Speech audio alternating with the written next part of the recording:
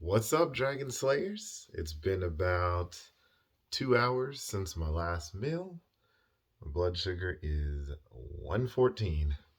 Actually, it's higher than normal, but I had some cabbage, which I love cabbage, but cabbage has a lot of carbs. It also has a lot of fiber and a lot of sugar, so it's not something that I eat often, but on occasion, maybe once every couple of weeks or so, I have some.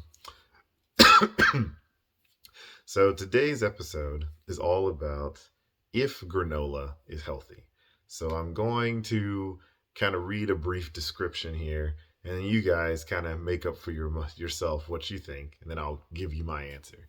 So granola, as you know, has a reputation of being healthy.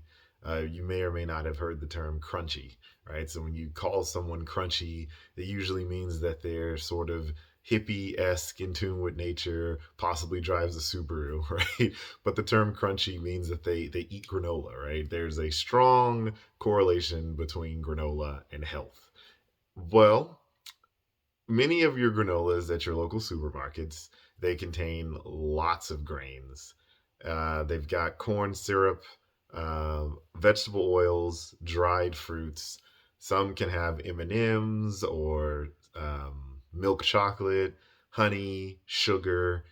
And I looked at one. I just picked one random one. So if you look at a half cup of Kellogg's Special K honey granola, each half cup has 9 grams of sugar, and it comes from 4 different sources.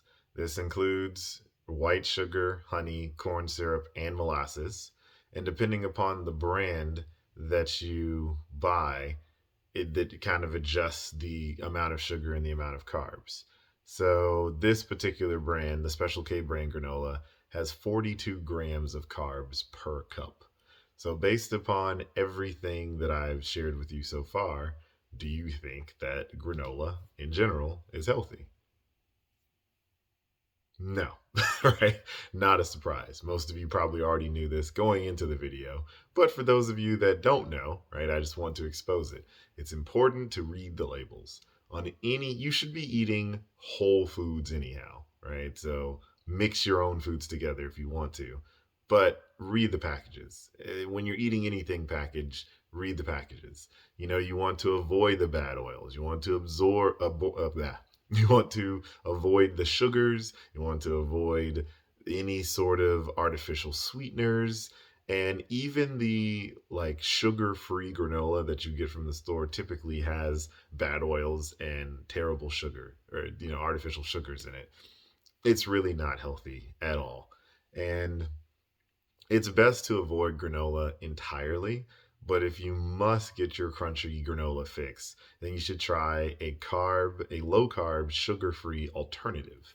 So I found this really great blog. I put the description to this in the link below, and it uses almonds, hazelnuts, pecans, pumpkin seeds, sunflower seeds, erythritol, golden flax seed meal, egg whites, butter, and vanilla extract. So all of those things are very low carb. And you know that erythritol is an approved sugar substitute. You don't want to be pounding sugar substitutes all the time, but it's okay to have some on occasion because they're not going to spike your blood sugar. They're not artificial, and they won't have a poor effect on your microbiome.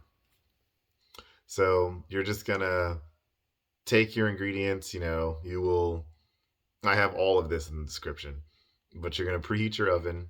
You're going to line the large baking sheet with parchment paper. You'll pulse in like a food processor the almonds, the hazelnuts, all of the nuts together into large pieces. You want to add the pecans. You're going to add your pumpkin seeds, your sunflower seeds, your erythritol, sweeten it to your taste preferences, your golden flax meal, pulse it again, mix everything well by hand. You don't want to over process it because you're going to get dust instead of like that crunch that you want.